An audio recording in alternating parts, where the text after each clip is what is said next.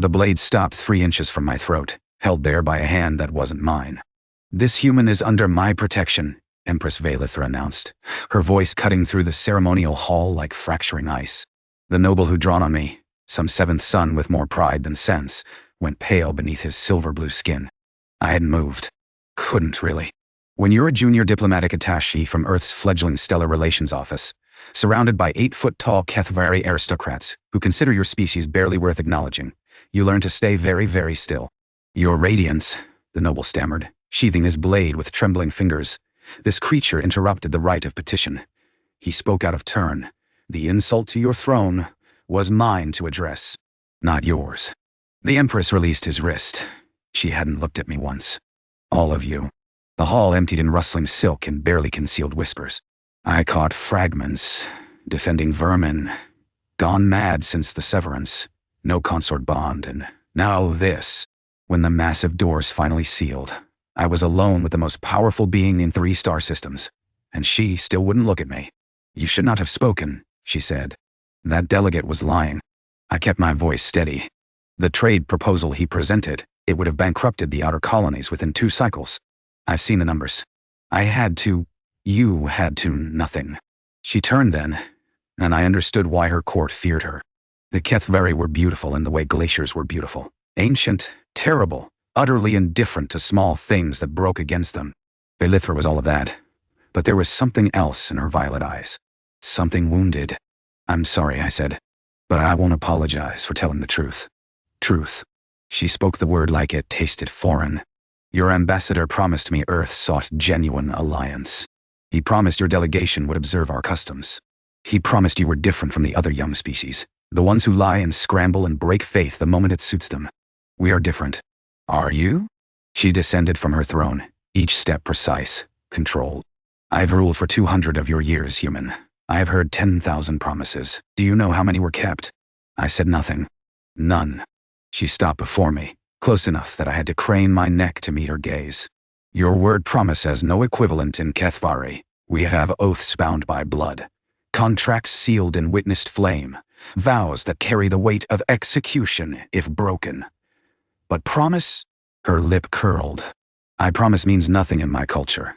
It is air. It is the sound prey makes when the predator's teeth are at its throat. Then let me show you what it means in mine." The words came out before I could stop them. Something flickered across her face. Surprise, maybe, or its Kethvari equivalent. "You..." She laughed, but there was no joy in it. "A minor functionary from a minor world. You would teach an empress? If you'll let me." The silence stretched between us. In the crystalline light of the throne room, I could see the faint scars along her jaw. Ceremonial marks I'd learned from the severance ritual that had dissolved her consort bond 3 cycles ago. Among the Kethvari, such dissolution was worse than death. It meant you had been judged unworthy of partnership. "What is your name, human?" "Marcus. Marcus Chen. Marcus Chen." She tested each syllable. "You have until the next moon cycle. If you fail to demonstrate this promises you speak of, I will send you back to your world in disgrace. Your career will end. Your species' petition for alliance will be denied for a generation.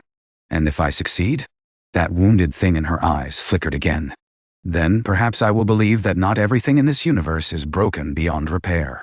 She turned away before I could respond, ascending back to her throne with the weight of centuries on her shoulders. I had 28 days to prove that a human's word meant something. God help me. The Empress's court operated on rules I was still learning to read. Status was everything, but not the kind of status I understood. Among the Kethvari, your worth wasn't measured in wealth or titles alone. It was measured in bonds. Who claimed you, who vouched for you, who would burn alongside you if you failed. An unbonded Kethvari, no matter how powerful, was considered incomplete, unstable, dangerous. Valithra had been unbonded for 3 cycles. In that time, 17 nobles had petitioned for her hand. She'd refused them all. "They don't want her," Lieutenant Commander Yuki Tanaka told me over encrypted comm, her face grainy on my personal display. She was my handler back on the diplomatic station, the only person I could speak freely with. "They want the throne. The intelligence reports are clear. Half her court thinks she's gone soft. The other half is waiting for her to make a mistake they can exploit. She's not soft." I thought of the way she'd stopped that blade without hesitation, the controlled fury in her eyes. "She's grieving." "Grieving?" Yuki's eyebrows rose. "The severance was her choice, Marcus. She initiated it, did she? A pause. The reports say what her former consort's family wanted them to say. I spent the last week buried in archives, trading favors with minor functionaries, piecing together a story no one wanted told. He betrayed her, Yuki. Sold military intelligence to the hegemony during the border conflicts. When she discovered it, she had two choices: execute him publicly and trigger a civil war with his clan, or claim the dishonor as her own through severance. She took the blame for his treason to protect her people. I rubbed my eyes. And no one knows. No one can know, or the peace she bought falls apart. That's... Yuki struggled for words. That's a hell of a burden to carry alone. Yeah. I thought of the scars on her jaw. Self-inflicted, the severance ritual demanded. Proof of your shame made permanent. It is. The next morning, Empress Velithra summoned me to the Western Gardens. I found her standing beside a pool of luminescent water, her formal robes replaced by something simpler. Still elegant, still worth more than my yearly salary, but almost approachable. Almost. You've been asking questions, she said without preamble. About my severance, about Kael'thas. Ice flooded my veins. Your radiance, did you find what you were looking for? I could lie. It would be the smart play, the diplomatic play. Deny everything, claim cultural research, beg forgiveness for any offense. I didn't. Yes. Her eyes snapped to mine. And I think you're the bravest person I've ever met. The words hung between us. Something shifted in her expression, a crack in that glacial composure. You know, she said quietly. And yet you do not use it against me. You do not threaten exposure. You do not demand concessions for your silence. Why would I? Because that is what people do, Marcus Chen. She turned back to the pool, her reflection rippling on its surface. That is what everyone does. Not everyone. I moved to stand beside her, careful to maintain appropriate distance. And I promised to show you what a human promise means. Betraying your secret would be a pretty terrible way to start. You promised to show me. You did not promise to keep my confidence. It was implied. Nothing is implied among my people. Everything must be spoken, witnessed, sealed. She looked at me sidelong. Your species is very strange. We prefer charmingly unpredictable. The sound she made might have been a laugh. It was hard to tell. You should not make me smile, human. It is unseemly. Noted. I'll try to be more grim and foreboding. See that you do. We stood in silence for a moment, watching light play across the water. When she spoke again, her voice was softer. Why do you care, Marcus Chen? Truly, your career, your species alliance. These I understand. But you look at me as though... She trailed off. As though what? As though you see something worth saving. The ache in her voice hit me somewhere I wasn't prepared for. Because I do, I said. Your radiance, Velithra, you're not broken. You're not shamed. You're someone who sacrificed everything to protect people who will never know what you did for them. Where I come from, we have a word for that. And what word is that? Hero. She turned to face me fully. This close, I could see the fine lines around her eyes, the slight tremor in her hands. She was exhausted. Had been, I realized, for a very long time. No one has called me that in 200 years, she whispered. Then, everyone you've known has been blind. Her hand rose slowly, hesitantly, and came to rest against my cheek. Her skin was cool, smooth, and I felt her pulse jumping beneath it. You are either the most foolish human ever born, she said, or the most dangerous, probably both. This time she definitely laughed. 3 weeks into my 28 days, the crisis came. I was in my quarters reviewing trade proposals when the alarms began, a deep thrumming tone that vibrated through the walls. Emergency protocols flashed across my display. Security breach. Throne chamber. All personnel shelter in place. I was running before the message finished. The corridors were chaos. Guards rushed past me toward the throne room. Courtiers fled in the opposite direction, their faces masks of terror. I caught one by the arm, a minor functionary I'd traded information with. What's happening? Kael'thas, she gasped. He's returned. He has the Empress. My blood went cold. The throne room doors had been blasted open. Inside, I saw a nightmare. Velithra knelt at the center of the chamber, her wrists bound in energy restraints. Standing over her was a Kethvari male I recognized from archived images, Kael'thas, her former consort. He'd been handsome once probably. Now his face was twisted with something ugly. And when I present evidence of your treason to the council, he was saying, They'll understand why the severance was truly necessary. Why I was the victim, not the criminal. You'll start a war, Velithra said. Her voice was steady, but I could see blood on her temple. Your clan against the loyalists. Thousands will die. A small price for my honor restored. He gripped her chin, forcing her head back. You should have let me die quietly in exile. Instead, you had to be noble, merciful. And now, let her go. I didn't remember stepping into the chamber. Didn't remember the guards shouting behind me, or the weapons that swung my direction. All I saw was him touching her. Kael'thas turned, his expression shifting to disbelief, and then contempt. The human pet. He released Velithra, stalking toward me. I'd heard rumors. The mighty Empress, reduced to keeping vermin for company. Marcus, no. Velithra's voice cracked. Please, go. This isn't your... I'm not leaving you. How touching. Kael'thas circled me, amused now. Do you think you can fight me, creature? I've killed enemies twice your size. I've led armies. What are you? Someone who keeps his promises. The blade appeared in his hand. Then die keeping them. He was fast. Faster than anything human could match. But I didn't need to match him. I just needed to buy time. I dove left as his first strike carved the air where my head had been. Rolled, came up near the pillar where I'd spotted a ceremonial pike mounted on the wall. My hands closed around it as his second strike grazed my shoulder, opening a line of fire down my arm. Marcus! Velithra screamed. I swung the pike. It was too heavy, unwieldy, designed for display, not combat. Kael'thas knocked it aside effortlessly and his fist connected with my ribs. I felt something crack. Pathetic. He kicked me onto my back, planting a foot on my chest. This is what you chose over me, Velithra. This fragile thing? I chose nothing. She was struggling against her restraints, violet eyes blazing. You were never worthy of choice, no. He pressed down harder and I couldn't breathe. Then watch your nothing die. He raised his blade. I promised her. I gasped. He paused. What? I promised her that I'd show her what a human promise means. The words came out broken, blood-flecked. And a promise isn't just words. It's not a contract. It's not leverage. You're babbling, creature. It's this. I met his eyes. It's dying before you let someone you care about get hurt. It's keeping your word even when it costs you everything. It's meaning what you say. Sentiment. His lip curled. Weakness. No. I smiled through the pain. It's human. The throne room doors exploded inward.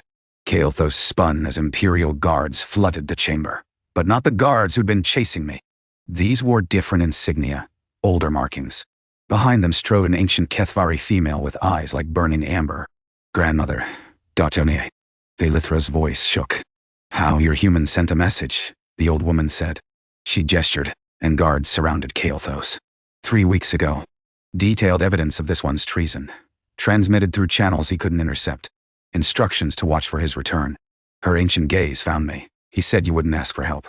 That you'd rather die than admit you needed it. So he asked for you.